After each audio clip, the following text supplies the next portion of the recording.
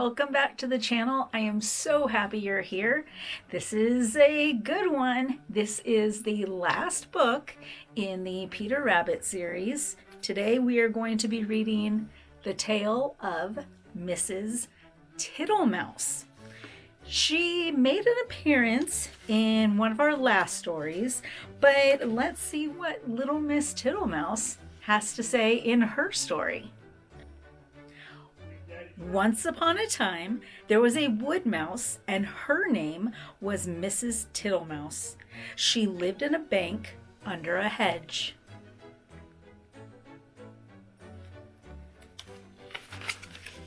Such a funny house. There were yards and yards of sandy passages leading to storerooms and nut cellars and seed cellars, and amongst the roots of the hedge.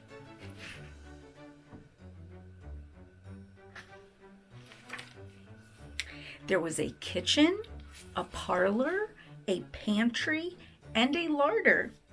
Also, there was Mrs. Tittlemouse's bedroom, where she slept in a little box bed. Mrs. Tittlemouse was a most terribly tidy, particular little mouse, always sweeping and dusting the soft, sandy floors. Sometimes a beetle lost its way in the passages. "Shoo, shoo, little dirty feet," said Mrs. Tittlemouse, clattering her dustpan. And one day, a little old woman ran up and down in a red, spotty cloak. "Your house is on fire, Mother Ladybird. Fly away home to your children."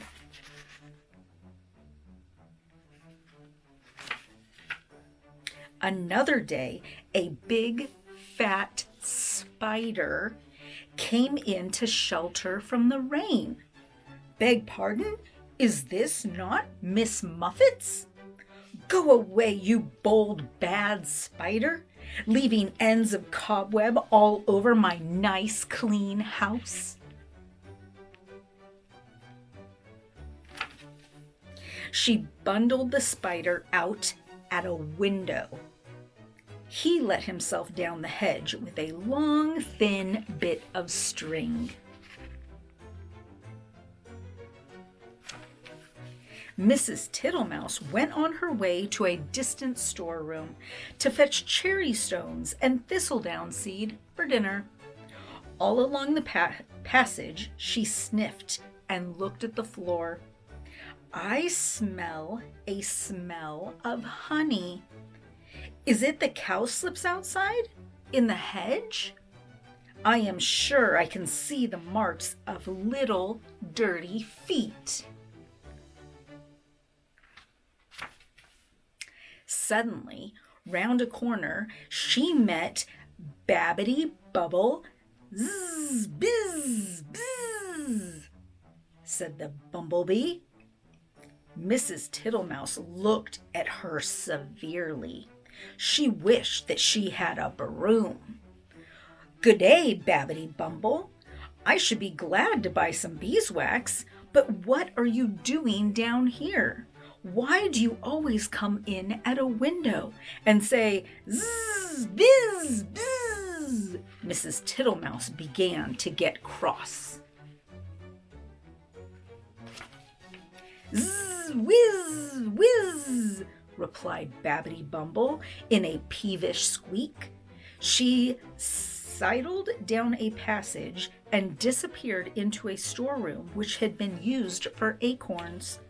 Mrs. Tittlemouse had eaten the acorns before Christmas. The storeroom ought to have been empty, but it was full of untidy, dry moss. Mrs. Tittlemouse began to pull out the moss. 3 or 4 other bees put their heads out and buzzed fiercely. "I am not in the habit of letting lodgings. This is an intrusion," said Mrs. Tittlemouse. "I will have them turned out." "Bzz, bzz, bzz. I wonder who would help me Buzz, whiz, whiz. I will not have Mr. Jackson. He never wipes his feet.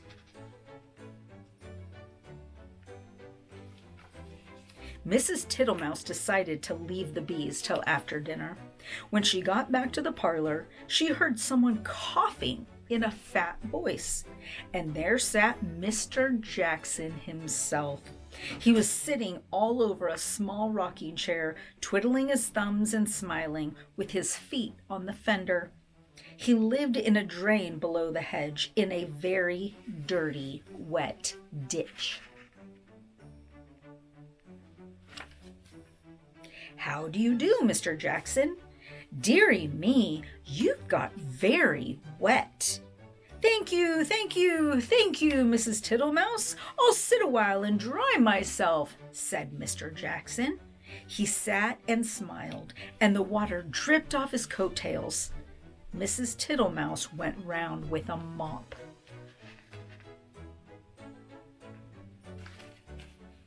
He sat such a while that he had to be asked if he would take some dinner. First she offered him cherry stones. Thank you, Mrs. Tittlemouse. No teeth, no teeth, no teeth, said Mr. Jackson. He opened his mouth most unnecessarily wide. He certainly had not a tooth in his head. Then she offered him thistledown seed. Tiddly widdly widdly, poof poof poof, said Mr. Jackson. He blew the thistle down all over the room. Thank you, Mrs. Tittlemouse. Now what I really should like would be a little dish of honey.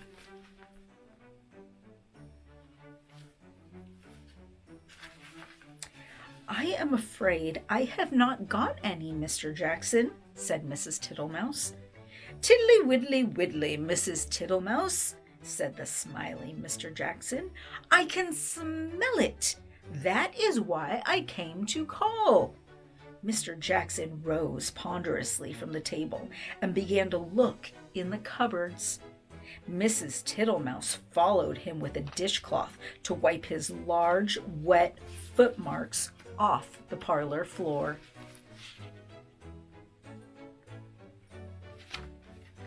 When he had convinced himself that there was no honey in the cupboards, he began to walk down the passage. Indeed, you will stick fast, Mr. Jackson.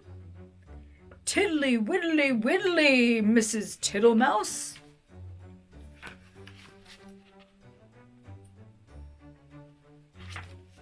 First, he squeezed into the pantry. Tiddly widdly widdly? No honey? No honey, Mrs. Tittlemouse? There were 3 creepy, crawly people hiding in the plate rack. 2 of them got away, but the littlest one he caught. Then he squeezed into the larder. Mrs. Butterfly was tasting the sugar, but she flew away out the window. Tiddly widdly widdly, Mrs. Tittlemouse, you seem to have plenty of visitors, and without any invitation, said Mrs. Thomasina Tittlemouse. They went along the sandy passage.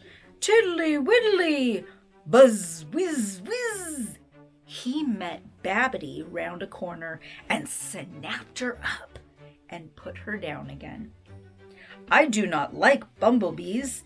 They are all over bristles, said Mr. Jackson, wiping his mouth with his coat sleeve. Get out, you nasty old toad, shrieked Babbity Bumble. I shall go distracted, scolded Mrs. Tittlemouse. She shut herself up in the nut cellar while Mr. Jackson pulled out the bee's nest. He seemed to have no objection to stings. When Mrs. Tittlemouse ventured to come out, everybody had gone away. But the untidiness was something dreadful, Never did I see such a mess. Smears of honey and moss and thistledown and marks of big and little dirty feet all over my nice clean house. She gathered up the moss and the remains of the beeswax. Then she went out and fetched some twigs to partly close up the front door. I will make it too small for Mr. Jackson. She fetched soft soap and flannel and a new scrubbing brush from the storeroom. But she was too tired to do any more. First, she fell asleep in her chair, and then she went to bed. Will it ever be tidy again? Said poor Mrs. Tittlemouse. Next morning, she got up very early and began a spring cleaning which lasted a fortnight. She swept and scrubbed and dusted, and she rubbed up the furniture with beeswax and polished her little tin spoons. When it was all beautifully neat and clean, she gave a party to 5 other little mice, without Mr. Jackson. He smelt the party, and he came up the bank, but he could not squeeze in at the door.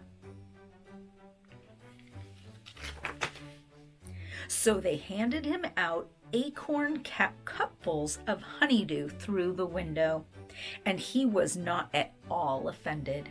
He sat outside in the sun and said, "Tiddly widdly widdly, your very good health, Mrs. Tittlemouse." The end. Now that was a good story. Wow, all of those visitors, and pretty much all of them to the very end, were not invited. Everyone was just trying to take up residence in Mrs. Tittlemouse's house. And it seems like she likes a very tidy house, which made it all the more uncomfortable for her. But ultimately, I think she got some help in getting the bees out, don't you think? She couldn't have done that herself. Well, I hope you enjoyed the story. I hope you enjoyed the series. Thank you for joining me, and I will see you very soon. I pray God blesses you with love, protection. Bye-bye.